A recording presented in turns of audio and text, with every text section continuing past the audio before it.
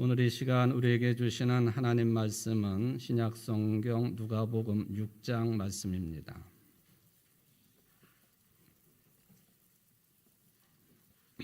누가복음 6장 17절부터 26절까지 말씀을 봉독해 드리겠습니다. 예수께서 그들과 함께 내려오사 평지에 서시니 그 제자의 많은 무리와 예수의 말씀도 듣고 병 고침을 받으려고 유대 사방과 예루살렘과 두로와 시돈의 해안으로부터 온 많은 백성도 있더라. 들어온 귀신에게 고난받는 자들도 고침을 받은지라. 온 무리가 예수를 만지려고 힘쓰니 이는 능력이 예수께로부터 나와서 모든 사람을 낫게 함이로라. 예수께서 눈을 들어 제자들을 보시고 이르시되 너희 가난한 자는 복이 있나니 하나님의 나라가 너희 것이미요. 지금 줄인 자는 복이 있나니 너희가 배부름을 얻을 것이미요. 지금 우는 자는 복이 있나니 너희가 웃을 것이미요. 인자로 말미암아 사람들이 너희를 미워하며 멀리하고 욕하고 너희 이름을 악하다 하여 버릴 때에는 너희에게 복이 있도다. 그날에 기뻐하고 뛰놀라. 하늘에서 너희 상이 큼이라. 그들의 조상들이 선지자들에게 이와 같이 하였느니라. 그러나 화 있을진저 너희 부유한 자여, 너희는 너희의 위로를 이미 받았도다. 화 있을진저 너희 지금 배부른 자여, 너희는 줄이리로다. 화 있을진저 너희 지금 웃는 자여, 너희가 애통하며 울리로다. 모든 사람이 너희를 칭찬하면 화가 있도다. 그들의 조상들이 거짓 선지자들에게 이와 같이 하였느니라. 아멘. 이는 하나님의 말씀입니다. 하나님께 감사합니다. 사순절 5번째 주일을 맞아 예배를 드리고 있는 이 시간 여러분 모두에게 하나님께로부터만 주어지는 말씀의 복이 함께 하시기를 주의 이름으로 축원을 드립니다.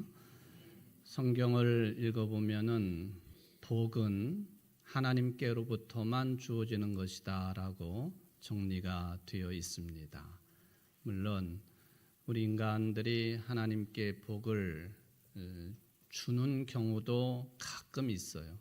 시편에 보면은 송축하다, 찬미하다, 이것은 우리 인간들이 하나님께 복을 드리는 경우가 있기는 하지만 복의 개념 전체는 하나님께서 우리 인간들에게 주시는 것이다. 제가 화면 자료를 미처 준비하지는 못했지만은 이게 한자어로 복이라고 하는 글자도 그런 개념을 포함하고 있는 것을 보면 동양이나 서양이나 할 것 없이 복의 개념은 일정한 흐름을 가지고 있다 하는 생각을 해보게 됩니다. 여러분들 머릿속으로 한번 한자 복이라고 하는 글자를 생각해 보시기를 바랍니다. 왼쪽의 부수가요, 제사를 지내는 제단이나 또는 신을 가리키고 있는 그런 부수로 되어져 있습니다. 또 오른쪽 부분을 보면은 배가 좌우로 부풀어 있는 솥단지 모양을 형상화한 글자가 복복자입니다. 그러니까 제단 앞에서 두 손으로 술잔을 신에게 바치는 모습을 묘사한 글자가 복자다라고 하는 이야기가 되겠습니다. 다시 말하면 이 복이라고 하는 것은 우리 인간 스스로는 얻을 수 없는 것이고 신의 도움이 필요한 영역이다 하는 그런 개념이 우리가 좋아하는 이 복복자에도 들어있다는 것이죠. 중국 사람들은 저 복자를 어떻게 매달아 놓는다고요? 거꾸로 매달아 놔요. 복이 어떻게 하라고? 쏟아지라고. 복이라고 하는 개념을 참 좋아하지요. 우리 동양 사람들뿐만 아니라 성경도 마찬가지이고 또 서양도 마찬가지입니다. 우리가 가끔 쓰는 말 가운데 참 복스럽게 생겼다 그런 말을 쓰지요. 이쁘거나 잘생겼다는 말은 아닌 것 같아요. 좀 통통하고 또 뭐 이렇게 모난 게 없고 그럴 경우에 복스럽게 생겼다. 여러분들은 다 복스러운 분들입니다. 또 참 복스럽게 먹는다. 잘 먹는다. 또 깨작거리지 않고 맛있게 먹는다. 다 복복자가 들어가는 이야기가 되겠습니다. 자, 이 구약 성경에서 이 복이라고 하는 개념을 찾아보면요, 아주 실제적이고 구체적인 내용들이 다수입니다. 오래 사는 복, 또 자손이 번창하는 복, 번영하는 복, 성공하는 복, 건강의 복, 힘의 복, 이런 게 다 하나님으로부터 나오기 때문에 하나님의 뜻에 순종하고 또 하나님과 맺은 약속을 준수할 때에 주어지게 되는 것이다 라는 개념이 확고합니다. 물론 하나님께서 어떤 조건도 없이 일방적으로 복을 주시는 경우도 많이 나와 있어요. 예를 들면은 성경의 첫 책인 창세기 1장 28절이 그런 내용이죠. 하나님이 그들에게 복을 베푸셨다. 하나님이 그들에게 말씀하시기를 생육하고 번성하여 땅에 충만하여라. 땅을 정복하여라. 바다의 고기와 공중의 새와 땅 위에 살아 움직이는 모든 생물을 다스려라. 여기 하나님이 그들에게 복을 베푸셨다. 아담과 하와를 가리키기도 하지만 인간들에게 복을 일방적으로 베푸시는 모습입니다. 그리고 두 번째 내용이 조금 중복되는 것 같기도 하지만 좀 차이가 있는 그 강복의 내용이 창세기 9장 1절로 3절에도 나오고 있습니다. 이 내용은 하나님께서 그렇게 복을 내리셔가지고 인류가 번성을 했는데 이 인류가 맨날 하는 짓이 악한 일만 하니까 인간 만드신 것을 후회를 하시고 물로 쓸어버려야 되겠다 결정을 하셨습니다. 그러나 그 중에 의인인 노아와 그의 식구 8명만 방주에 탈 수 있도록 하시고 또 짐승들도 그렇게 생명을 건지게 해 주셨습니다. 노아가 이제 물이 다 잦아진 다음에 지면으로 내려와 가지고 하나님께 감사의 제사를 드렸습니다. 그러고 나니까 하나님께서 복을 주신 내용이 바로 9장 1절로 3절 말씀입니다. 하나님이 노아와 그의 아들들에게 복을 주시며 말씀하셨다. 생육하고 번성하여 땅에 충만하여라. 땅에 사는 모든 짐승과 공중에 나는 모든 새와 땅 위를 기어다니는 모든 것과 바다에 사는 모든 물고기가 너희를 두려워하며 너희를 무서워할 것이다. 내가 이것들을 다 너희 손에 맡긴다. 살아 움직이는 모든 것이 너희의 먹거리가 될 것이다. 내가 전에 푸른 채소를 너희에게 먹거리로 준 것 같이 내가 이것들도 다 너희에게 준다. 창세기 1장에 나와 있는 복의 내용하고 많이 중복이 되기는 합니다. 조금 차이가 있다고 한다면 창세기 1장에서 하나님이 먹거리를 주실 때에는 푸른 채소를 먹으라고 주셨는데 노아의 홍수 이후부터는 짐승들도 잡아먹을 수 있도록 허락하셨다 하는 큰 차이가 있습니다. 짐승을 잡아먹되 피채는 먹지 말아라.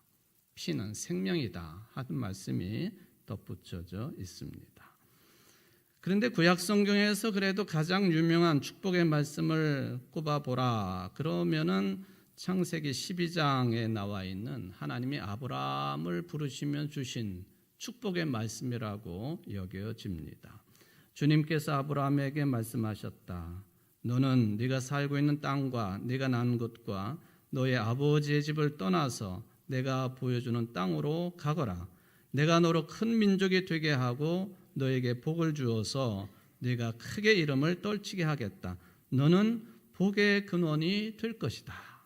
너를 축복하는 사람에게는 내가 복을 베풀고 너를 저주하는 사람에게는 내가 저주를 내릴 것이다. 땅에 사는 모든 민족이 너로 말미암아 복을 받을 것이다.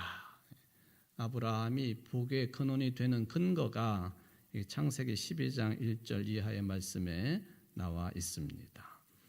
여기 보면은 인간들에게 또는 실제적으로 한 사람 아브라함에게 복을 주시는데 일방적인 축복이에요. 그들이 뭘 잘했기 때문에 뭘 행했기 때문에 주시는 복이 아니라 하나님이 일방적으로 이런저런 복을 거명하시고 베풀어 주셨습니다. 이것은 역시 우리 인간들에게는 하나님의 무한한 자비와 은혜가 반드시 필요하다라는 것을 배경으로 깔고 있다고 볼 수가 있겠습니다. 문제는 이런 내용을 근거로 해서 무조건적으로 복을 갈망하는 것, 소위 말하면은 기복신앙의 위험이 또한 분명히 존재하고 있다고 하는 것도 지적을 해볼 수가 있겠습니다. 인격적인 결단도 없이 또는 윤리적이나 도덕적인 생활 태도도 없이 이런 것들을 무시하고 하나님은 무조건 복을 주시는 분이시기 때문에 복을 구해야 된다라고 하는 기복신앙의 위험은 매우 크다 하는 것입니다. 또 구약성경에 보면은 이렇게 일방적으로 하나님이 복을 주시는 내용들도 있지만은 그런데 율법서의 5번째 책인 신명기서를 읽어보면은 조건을 붙여놓은 그런 복의 내용도 있다 하는 것을 확인해 볼 수가 있겠습니다. 특별히 신명기서 28장 전체를 읽어보면은 조건부의 복에 대한 말씀이 나와 있습니다. 28장 1절로 8절만 읽어보면 이런 내용이죠. 당신들이 주 당신들의 하나님의 말씀을 귀담아 듣고 내가 오늘 당신들에게 명한 그 모든 명령을 주의 깊게 지키면 주 당신들의 하나님이 당신들을 세상의 모든 민족 위에 뛰어나게 하실 것입니다. 당신들이 주 당신들의 하나님의 말씀에 순종하면 이 모든 복이 당신들에게 찾아와서 당신들을 따를 것입니다. 어떤 복이냐? 성읍에서도 복을 받고 들에서도 복을 받고 태가 복을 받아 자식을 많이 낳고 또 땅도 복을 받아서 열매를 풍성하게 내고 짐승이 복을 받아 번식할 것이고 소도 많아지고 양도 새끼를 많이 낳을 것이다. 곡식 광주리도 반죽그릇도 복을 받을 것이다. 들어와도 복을 받고 나가도 복을 받을 것이다. 대적하는 적들이 일어나도 주님께서는 그들을 치실 것이다. 그들이 한 길로 쳐들어왔다가 7길로 도망칠 것이다.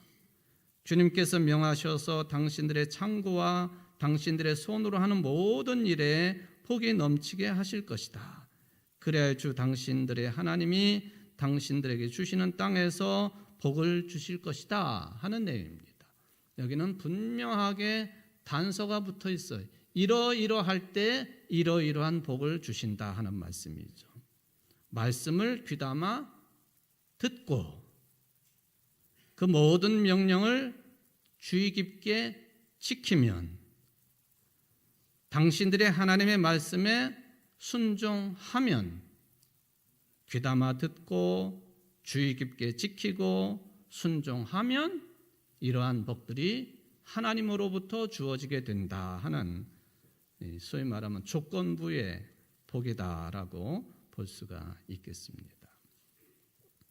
그런 차원에서 보면은 구약 성경에 나오고 있는 대체적인 복의 흐름이라고 하는 것은 이런 흐름에서 크게 벗어나지 않는다라고 판단을 해볼 수가 있겠습니다.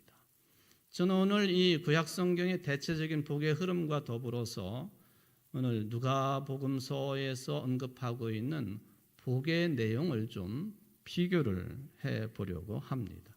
차이도 분명히 있을 것이고요. 또 같은 맥락이다 하는 느낌도 주어지리라고 생각을 해봅니다.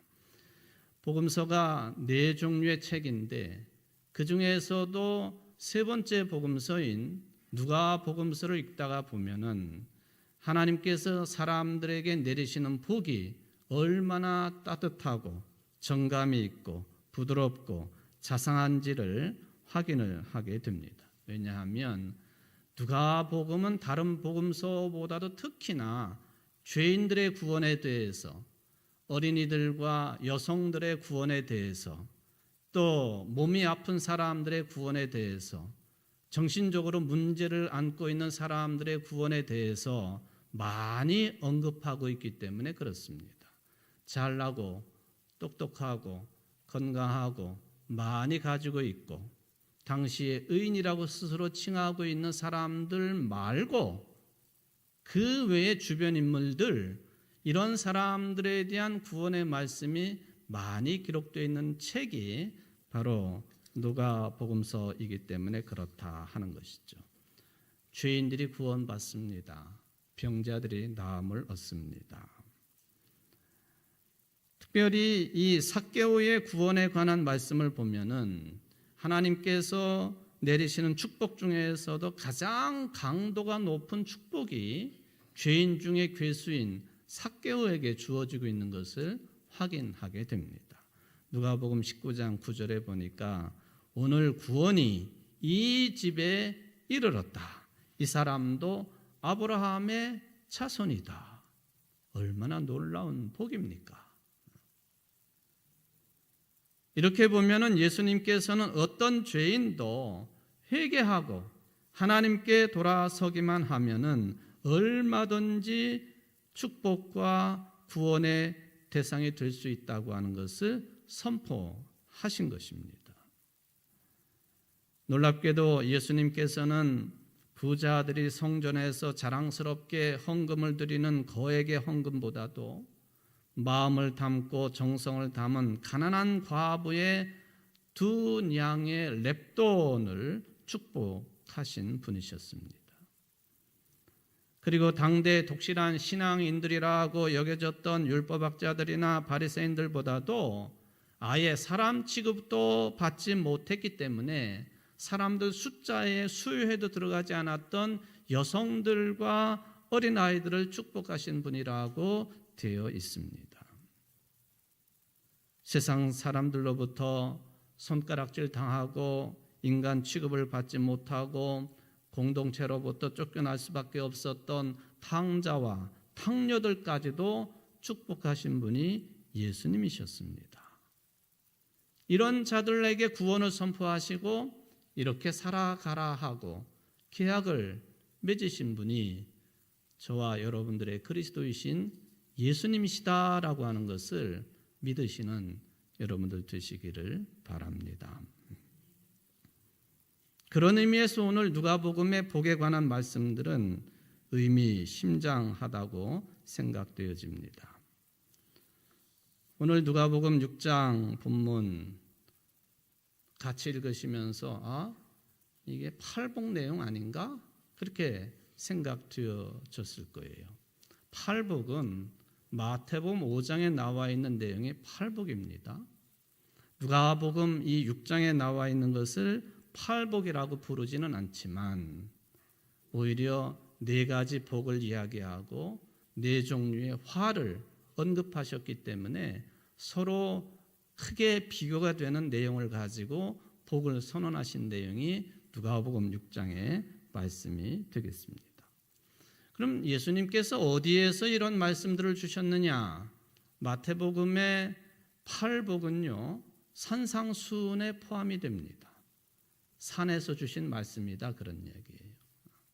그런데 오늘 본문의 첫 절부터 읽어보시면 아시겠지만은 예수님께서 누가복음에 기록된 내용을 보면은 예수님이 주신 4가지의 복과 4가지의 화에 관한 말씀은요, 평지에서 주신 말씀이에요. 평지, 평평한 곳에서 주신 말씀입니다.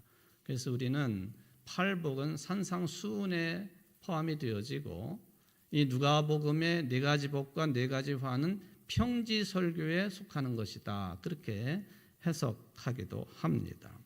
물론 형식이 다른 거죠. 그렇지만은 복에 관한 내용 자체는 똑같다. 그렇게 보여집니다. 오늘 본문의 첫 번째 복 중에 가난이라고 하는 복을 언급을 해 놓았습니다. 너희 가난한 자는 복이 있나니 하나님의 나라가 너희 것입니다. 라는 말씀입니다. 분명히 예수님께서 가난한 자가 복이 있다고 정언적으로 선포하신 내용입니다. 근데 솔직히 예수님이 그런 말씀하셨는가 보다 하는 정도이지 정말로 가난한 자가 복이 있다고 받아들이기는 쉽지가 않습니다. 곤란하지요. 더군다나 자본주의 사회에서 가난하게 산다고 하는 것이 얼마나 피곤하고 힘든 것인지를 우리가 잘 알고 있지 않습니까? 바로 20절의 이 내용과 대립되는 그 내용은 24절입니다. 거기에는 부유한 자가 나옵니다. 그런데 이런 부자에게는 화가 임한다고 말씀을 하셨습니다. 왜냐하면 재물과 돈이 주는 위로를 이 사람들은 이미 세상 살면서 받았기 때문에 화가 된다라고 말씀을 하십니다. 이 부유한 사람들이 돈의 재미, 재물의 재미에 도취가 돼가지고 더 근원적이고 근본적이고 가장 귀한 이 본질적인 기쁨을 느낄 수 없다는 데 문제가 있겠습니다. 그래서 그들에게는 가난한 사람들에게 주어질, 열려질 하나님의 나라가 닫혀 있다고 예수님이 말씀을 하십니다. 하나님의 나라가 닫혀 있는 것 그 자체가 화라.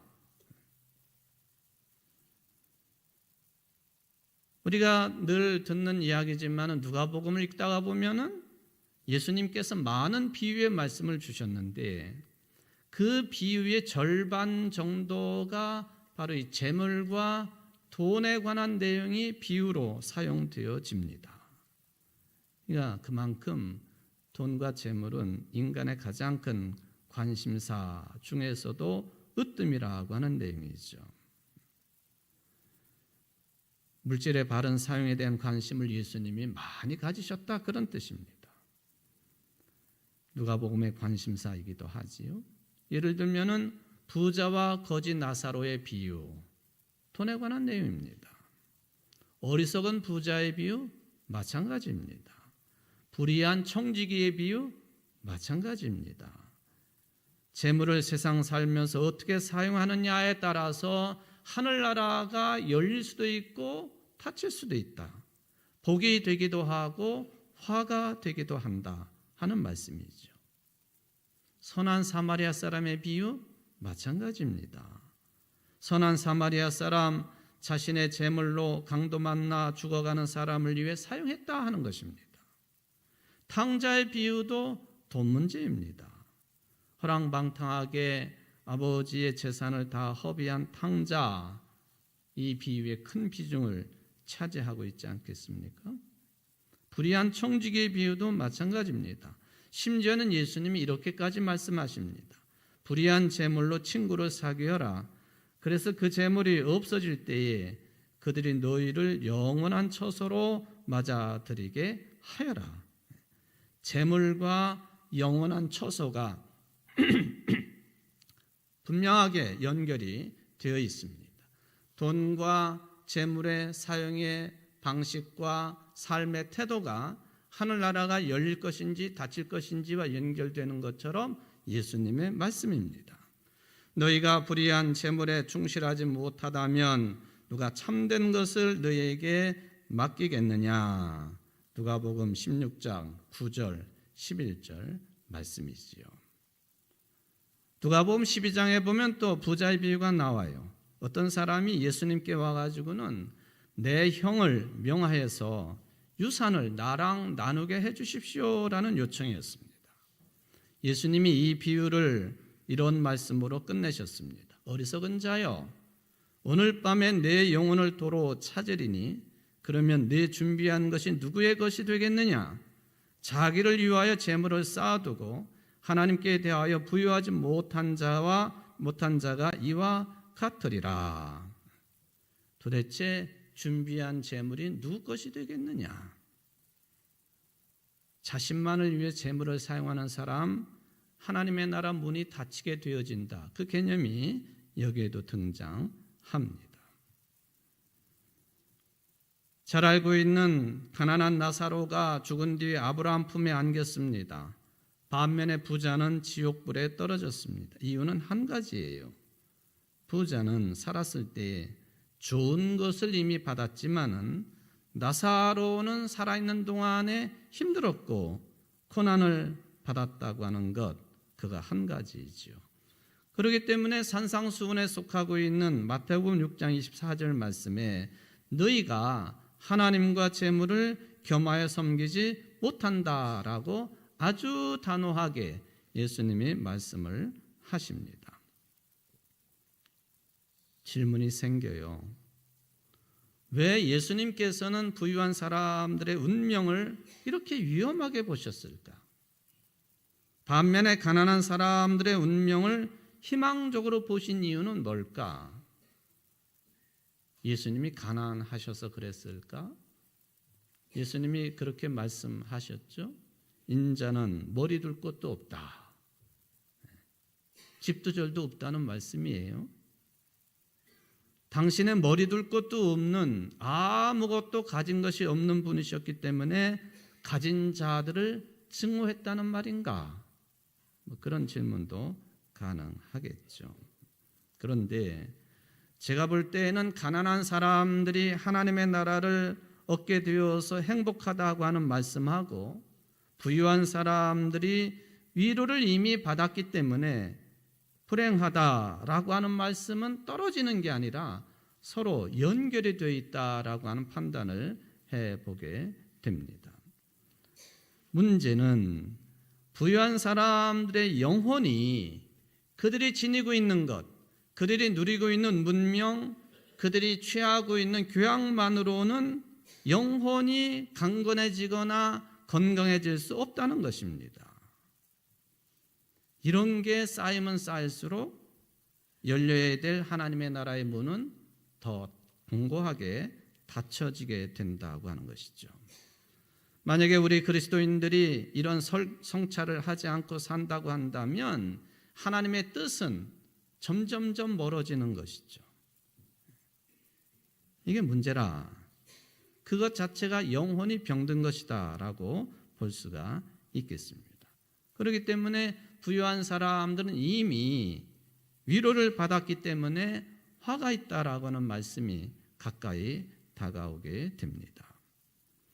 여러분, 도대체 하나님의 나라는 어떤 성질의 나라입니까?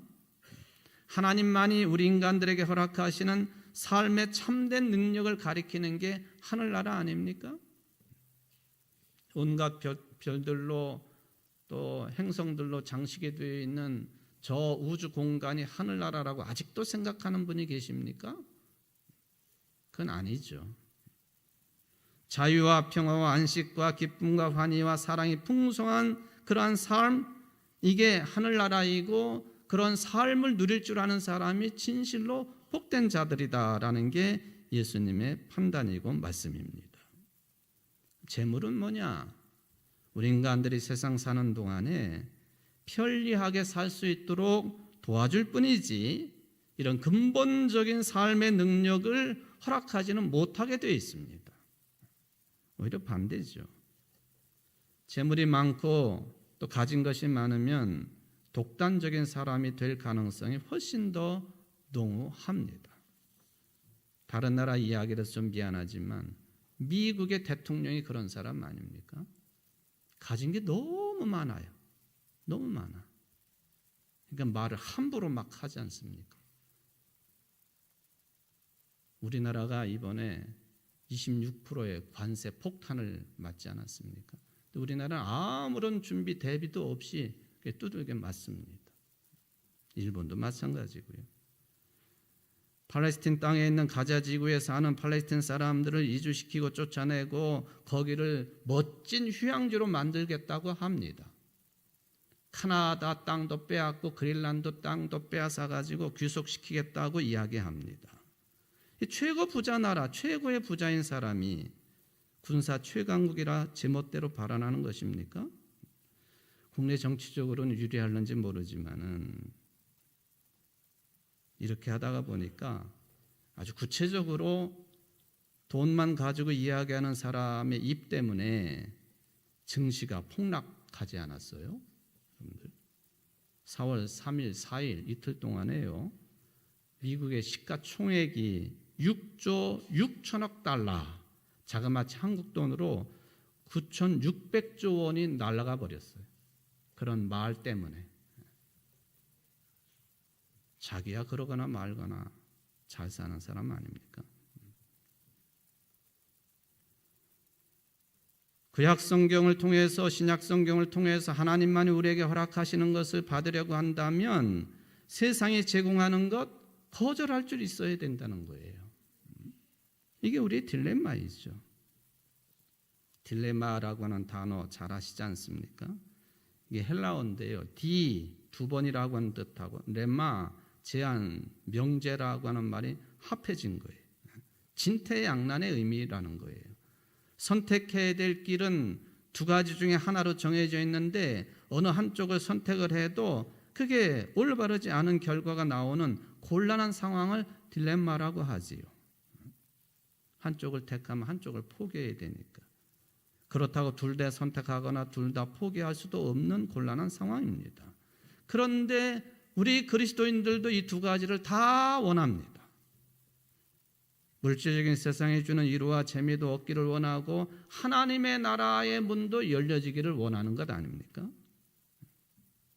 근데 이게 가능하지 않은 게 문제이지요. 그냥 대충 흉내내며 사는 수준으로 가능하겠지만은 실제적으로는 불가능한 게 이 내용입니다. 언젠가 우리는 완전하게 모든 것을 손에 놓고 결정적인 순간을 맞게 되겠죠. 그때가 안식의 때예요. 죽을 때입니다. 그러니까 죽어서 입는 수위에는 주머니가 없다고 하지 않습니까? 다 내려놔야 될 때가 온다는 거예요. 우리 그리스도인들에게 중요한 것은 어떻게 하면 죽기 전에 지금 여기에서 그것을 경험할 수 있느냐? 그게 중요한 내용이에요. 오늘 본문에서 언급된 가난한 사람들처럼 지금 여러분의 일상과 운명을 하나님께 완전히 맡겨야 된다는 겁니다. 그럼 놀라운 일이 벌어진다는 거예요. 물론 쉽지 않겠지만은 우리 그리스도인들의 삶의 방향성만은 그렇게 잡혀야 된다는 거예요. 줄인 자의 복도, 오는 자의 복도 마찬가지입니다. 물론 네 번째 복은 좀 특이하기는 합니다. 인자로 말미암아 사람들이 너희를 미워하며 멀리하고 욕하고 너희 이름을 악하다 하여 버릴 때에는 너희에게 복이 있도다. 그날에 기뻐하고 뛰놀라. 하늘에서 너희 상이 큼이라. 그들의 조상들이 선지자들에게 이와 같이 하였느니라. 인자 때문에 버림받은 사람들, 즉 예수님을 그리스도로 믿고 따르는 제자들의 받는 복, 그 이야기입니다. 제자들에게 하신 말씀이죠. 근데 오늘날은 여러분들 모두 다가 예수님의 제자들이기 때문에 이 말씀을 들어야 됩니다. 하늘의 상이 크다는 말씀이에요.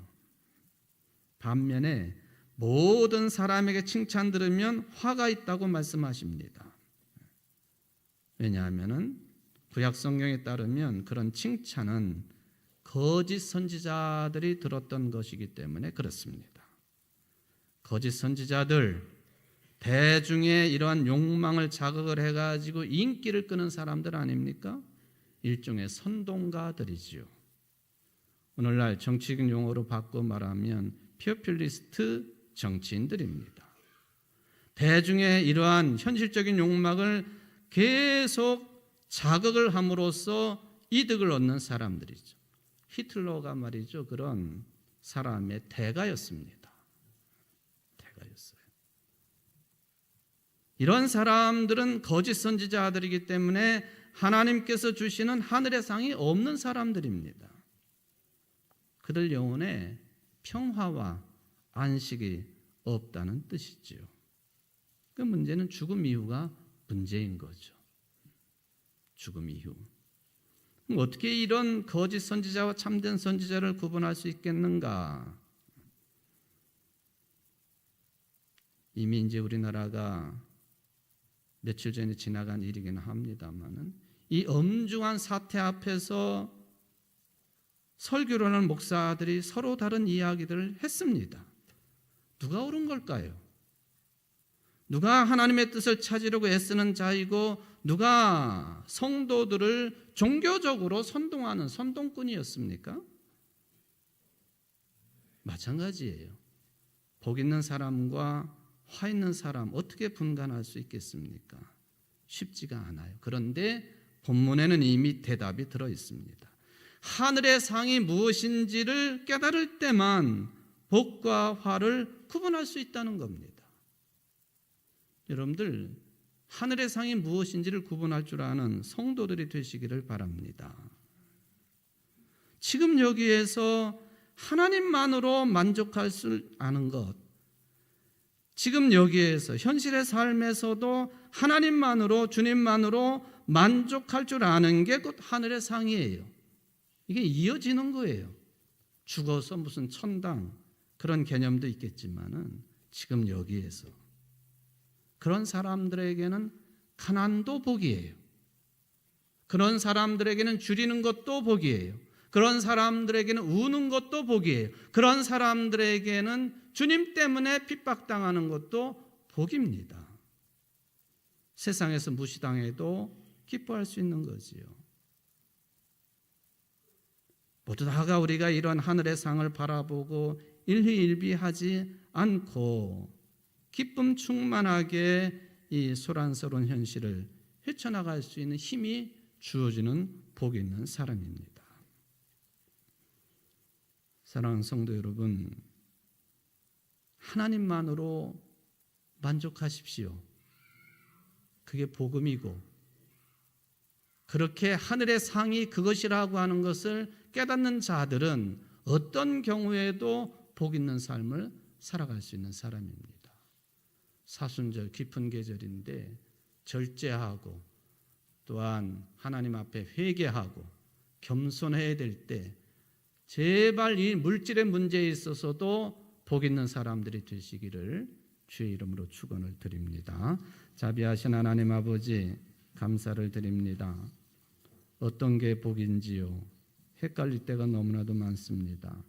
현실에 얽매여서 하나님께서 주시는 상을 바라보지 못하는 우리 우매한 자들이 되지 아니하도록 성령의 깨우침을 허락하여 주시고 또 말씀의 복을 허락하여 주옵소서. 사순절 기간을 보내고 있습니다. 겸손해야 될 때 또한 회개해야 될 때 이 물질의 문제 회개하게 하시고 하나님만을 바라기에 부족함이 없는 사랑하는 청주제일교회 모든 성도들이 될 수 있도록 축복하여 주옵소서. 예수님의 이름으로 간절히 기도하옵나이다. 아멘.